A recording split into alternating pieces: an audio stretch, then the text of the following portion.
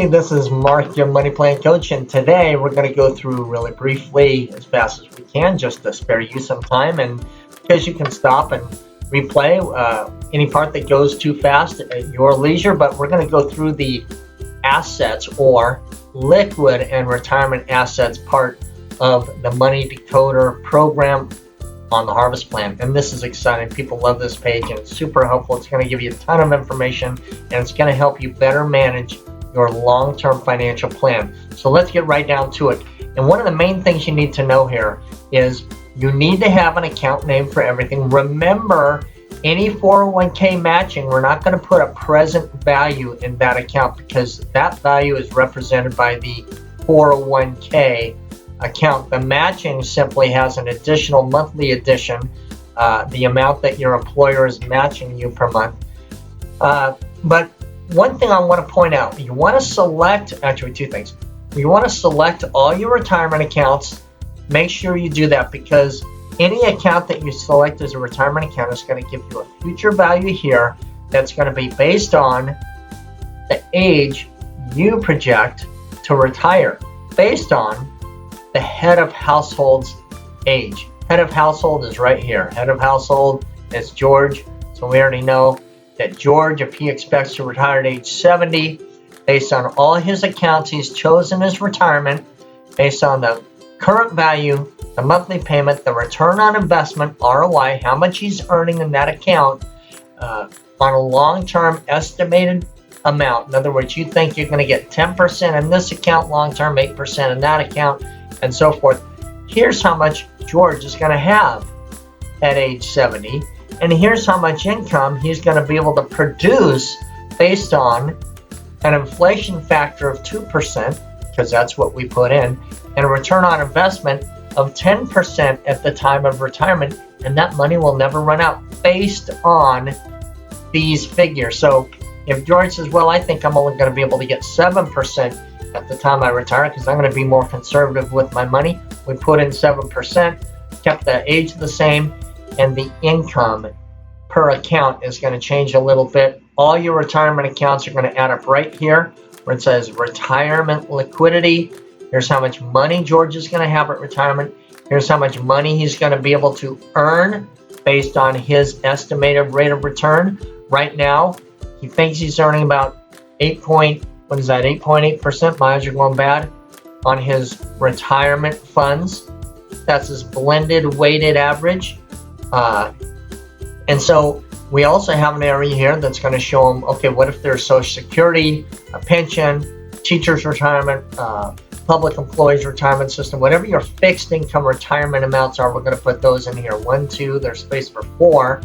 And so along with this liquidity retirement based on the investment accounts that have been chosen for retirement, we're going to have our fixed income retirement, which is going to tell us what our retirement income is. But look, this is all yellow. Darn it, why is it yellow? Because right now our lifestyle, our monthly expenditures, or George's I should say, are $16,720 per month. That's not going to cut it. So all these yellow lights that go on throughout the program, they're just going to be ways for you to kind of say, okay, why is that yellow? I want to take a look and see how I can fix stuff up. Maybe in this case with my lifestyle or George's lifestyle, change some of the decisions that are happening here so that I'll be ready for retirement and I'll be on target. Let's move to another area here. Down below we can see all the retirement funds are 125, all the non-retirement funds are 10,000. George's total money, he knows exactly what he's got in the bank, how much is going into all of his accounts per month, what his overall blended weighted average interest rate earning is for non-retirement accounts, for retirement accounts, and for everything combined. And then we also know George's debt-free age. And that means at what age will George be free of debt on personal real estate, unsecured credit. In this case, George is age 55.83. His investment real estate, 71.58. And his vehicle debt. These are the ages at which George will be debt-free. Lastly, this last part, let me move myself up out of the way here. This is going to tell us At time of retirement, based on all the projections we have here, assuming my owner-occupied real estate, I think is going to earn, let's say, an average of 4% per year in growth.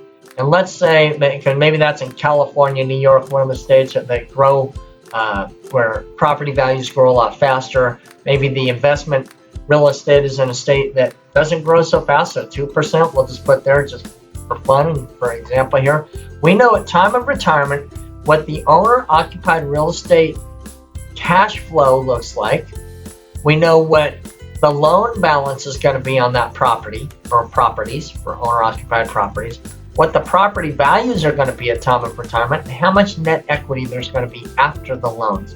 We also know the same thing for the investment real estate, what the cash flow is going to look like at retirement, how much the investment real estate loan balance is going to be, how much the value is going to be, and how much net equity is there. And then at the bottom, like on most pages, we have the total. Income at retirement, $11,000. Total assets at retirement, $4.4 million, and net assets at retirement, $4.8 million. That's everything pretty much, but you know what, there's so much more we're going to do with this page. We just want you to understand how it functions and what the different cells do and why they do it right now. And you're going to be able to manipulate all this yourself to get yourself right where you want to go, get yourself right on track, and keep yourself there, and make fine adjustments with your lifestyle to get a lot more out of what you're doing. I'm going to give you one more item though before I leave. This area right here, this estimated return on investment. I know a lot of people out there really don't understand this well, and they don't have a big handle on it, and they leave a lot of this up but to other people, or they guess at it, and they're not really highly educated on this. But we're going to, in other tutorials, we're going to give you a lot of information on how you can literally make tens and even hundreds of thousands of dollars by getting better at this, understanding your return on investment and how to squeeze more dollars out of this. And I'm going to just show you one quick item here. Let's say we take an 8% return on investment and we can make that just, let's say, 9%. And let's say we've got $75,000 in there right now. Right now, at retirement, that's $683,000.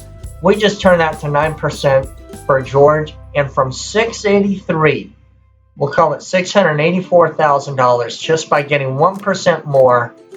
That's $100,000 more that George has for retirement, probably hundreds of dollars, if not $1,000. And if we do that for all of our accounts, we learn how to go from 3 or 4 or 5 or 6 or 8 or whatever up to 10, we're going to literally make hundreds of thousands of dollars for ourselves over time, because we just pay small attention to a lot of little details, and you'll be amazed at how much your finances are going to grow and improve based on this calculator and all the tutorials that we give you. Okay, that's it for today. Again, wanted to give you a quick feel for just how to utilize this form. We're going to give you a lot more information on it later, but thanks for joining in today. We'll catch you at the next tutorial.